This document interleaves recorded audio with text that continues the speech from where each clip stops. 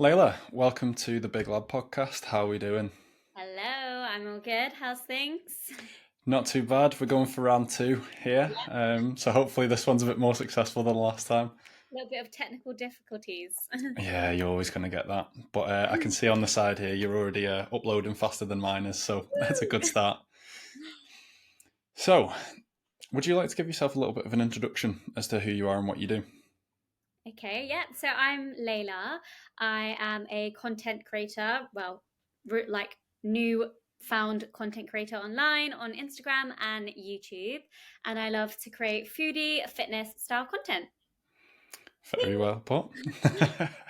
So, first of all, going back to before you were a content creator, you were a diagnostic radiographer. Yeah, that's right. So I was a full-time diagnostic radiographer for the NHS, and I did that for 3 years in an NHS hospital after studying for 3 years in Cardiff University. So you started that at 21, straight out of uni then? Yeah, so I was Yeah. fresh off the boat, and I went straight into one of the largest London hospitals, and it was a really scary experience, but very rewarding, and I learned so much from it. So I was glad that I went through that process. So what was it that got you into that sort of area of work in the first place? So my mum was actually a diagnostic radiographer assistant, and I did an experience day at one of her hospitals, and I really liked it. And it was a bit of an unusual job to go from straight to A levels to uni and then to the job, because nobody really understood what radiography was without actually explaining it, or if they've been through the X-ray process themselves. And I kind of liked that about it because it was a kind of like different route to take in life, although it's a pretty like known job.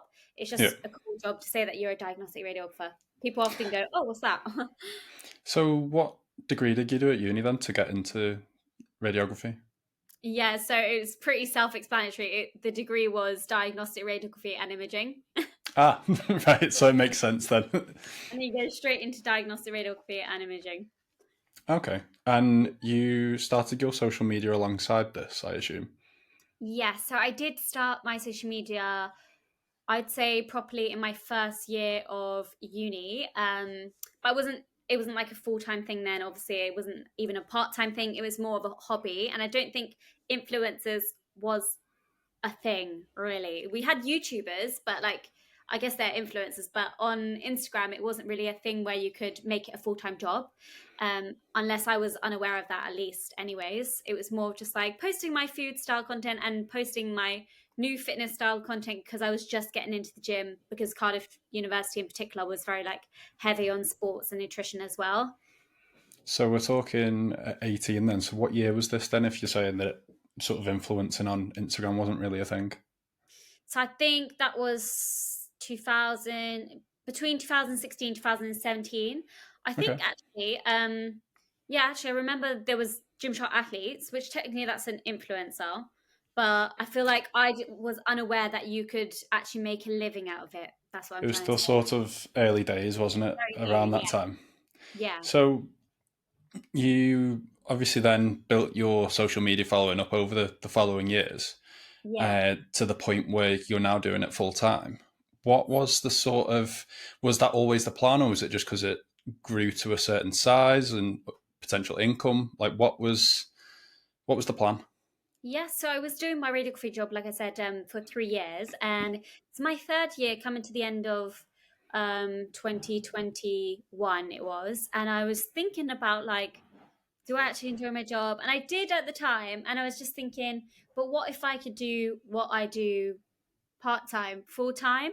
And I thought I might as well just take the risk and risk it, because at that moment I was like really enjoying what I was doing on Instagram and YouTube, and I was growing and growing and growing, and I thought it would be like a good route to take, And I mean, I say I thought, but it is a great route that I took, and I don't regret it at all.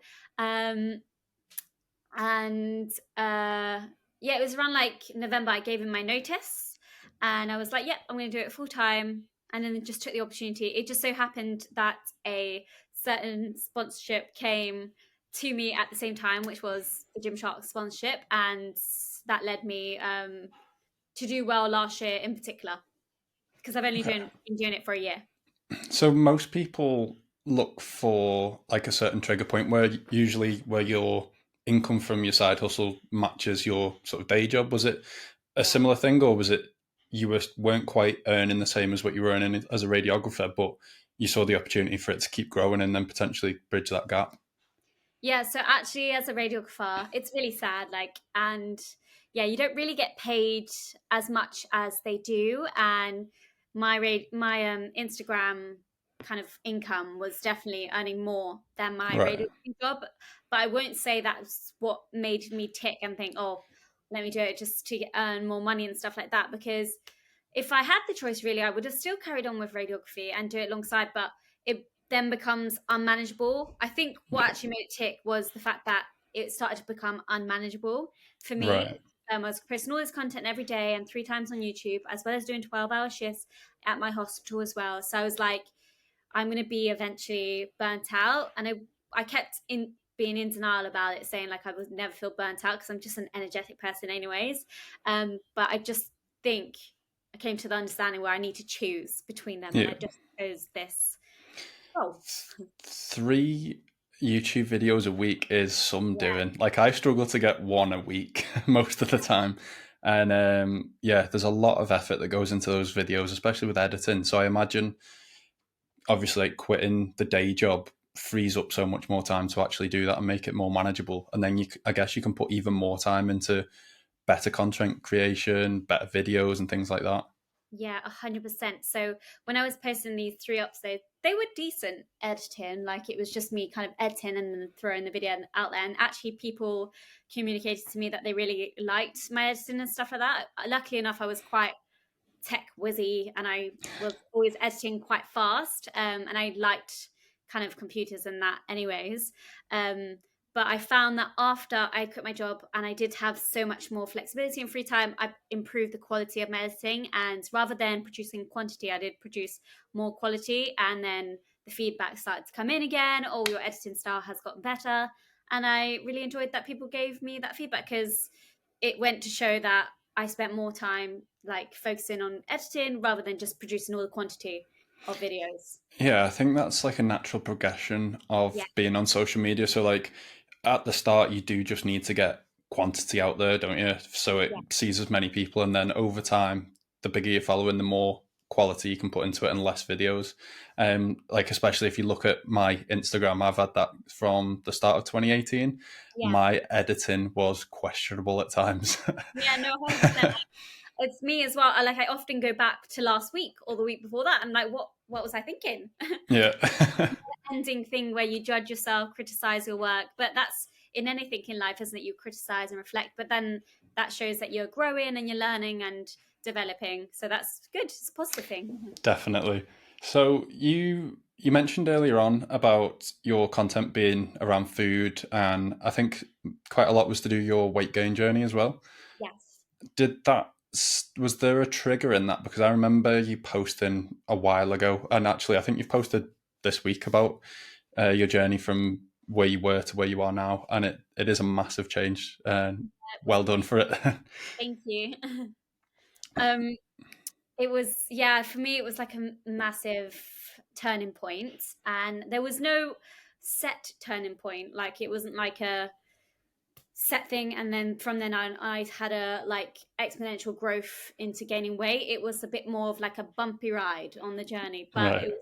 it wasn't smooth, but I tried to focus on it as much as I can to kind of like develop my mindset and change my mindset into kind of like a stronger mindset, because I did have like quite a weak mental health towards food and fitness, and I did suffer from eating disorder and struggled with eating a lot because of this idea of being a fitspo. And me doing Instagram, I thought I had a pressure to stay lean because that's what I thought people admired, and then if I wasn't lean, people would lose interest in me. That was ingrained in my head.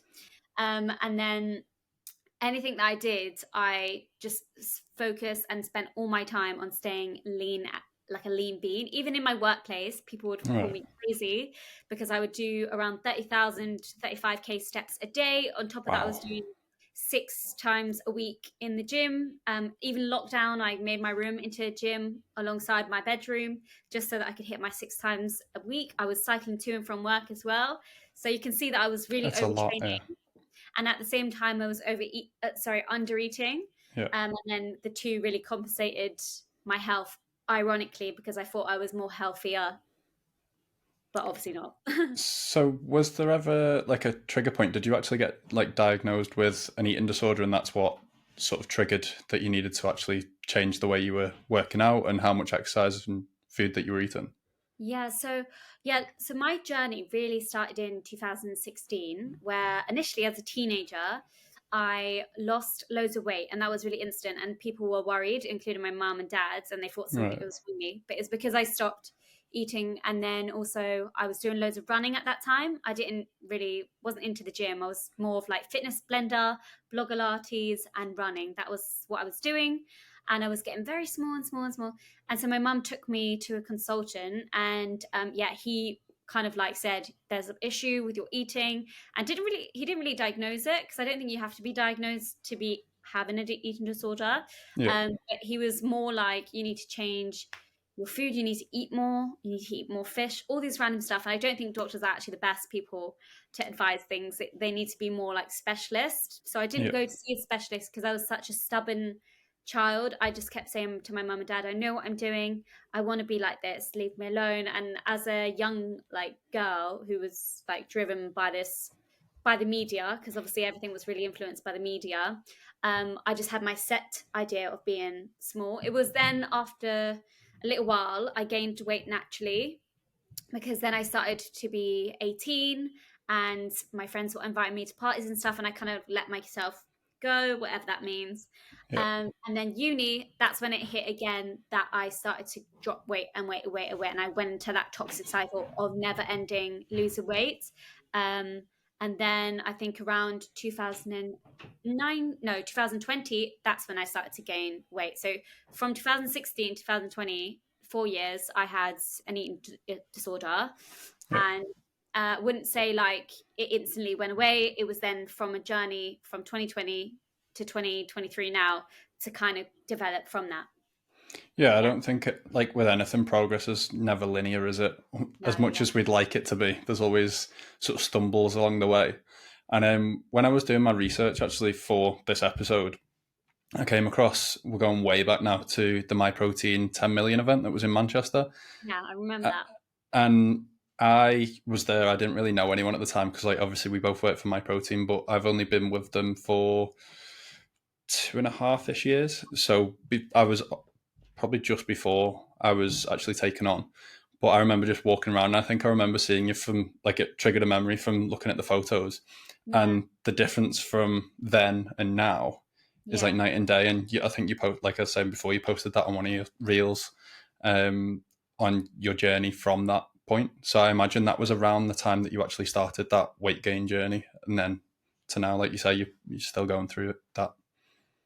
Yeah, so 2019, I didn't really have the idea of, I was still actually wanting to lose weight, because what it was with me, and what it is like with most girls with an eating disorder, or guys in particular, you never see that you are actually losing weight. You always think that you are big. And it's strange. You look at Yeah, yourself in the mirror and you don't realize how much weight you lose.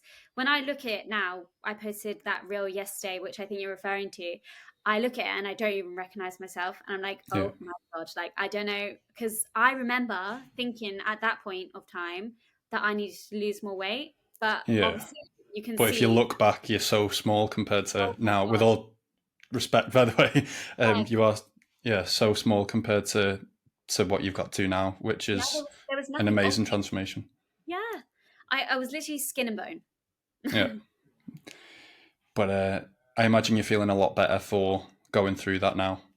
Yes, 100%. It's more than just the weight gain as well. Yeah, Like you get to live more, which is crazy, because for me, because your head is so focused on food and exercise all the time, you don't think of anything else. But I have had to learn to actually socialize, yeah, and I have a nice tight circle of friends that have supported me through it, and kind of understood that I had to learn how to socialize, which I know sounds a little bit silly, but I had to learn to let go a little bit, like with parties and alcohol and food. I had to learn to enjoy it. Yeah. Although for me it was such a struggle, and I didn't really get enjoyment from it, but it's something that should be enjoyed because it's just part of life.